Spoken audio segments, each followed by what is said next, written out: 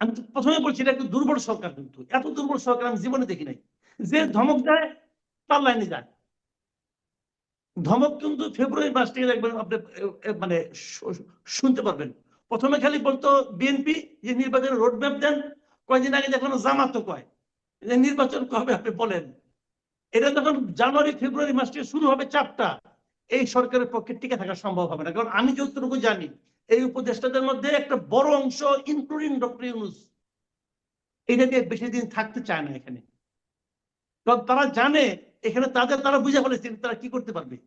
আর যারা থাকতে চায়, যারা নাকি লটারিতে পাওয়া সম্পদ আঁকড়ে থাকতে চান, ওনারা এই চাপের মুখে কোথাও থাকবেন না। আর এই যে বলতেছেন না যে আজকে বিরাট বিরাট মাতবর দেখতেছেন যে আপনার সমন্বয়ক অমুক তমুক, এগুলি ভাই এক একজন ফাঁপানো বেলুন, দেখতে বড়র মতো দেখায় কিন্তু বড় না। আমি আপনার একটা সহজ হিসাব দিই, আমি তো কিছু খবর টবর রাখি রে ভাই। জেলা পর্যায়ে যত সমন্বয়ক আছে তাদের মধ্যে 60% সমন্বয়ক হলো আপনার ছাত্রদল করে। ছাত্রদল তো মাঠে নামে নাই। কালকে ছাত্রদল মাঠে নামুক, আপনি দেখেন সমন্বয়ক শেষ, সব সমন্বয়ক শেষ। পাবেন না, কেউ মাঠে খুঁজে পাবেন না। ওরা পলিটিক্যাল পার্টি কয় না কেন? দিন দিনের সরকারি এত সুযোগ সুবিধা পাচ্ছে, পলিটিক্যাল পার্টি কয় না কেন? পরশুদিন দেখে সার্জি সালম বলতেছে না আমরা রাজনৈতিক দল করব না, আমরা রাজনৈতিক শক্তি হবো। কারণ ওরা বুঝে গেছে রাজনৈতিক দল করার ক্ষমতা ওনাদের নাই।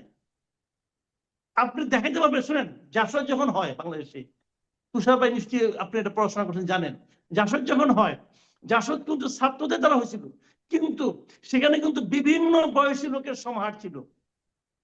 মেজর জলিল কিন্তু বয়স্ক লোক ছিলেন বিভিন্ন।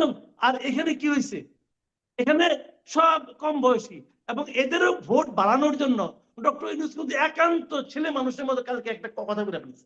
একান্ত ছেলে মানুষের মধ্যে কি উনি চান যে ভোটের বয়স 17 বছর হোক। কারণটা কি? কারণটা হলো আপনার কি ছাত্ররা দল করলে যাতে কিছু ভোট পায়, এটার মনে কে বুঝাইছে আল্লাহ জানে।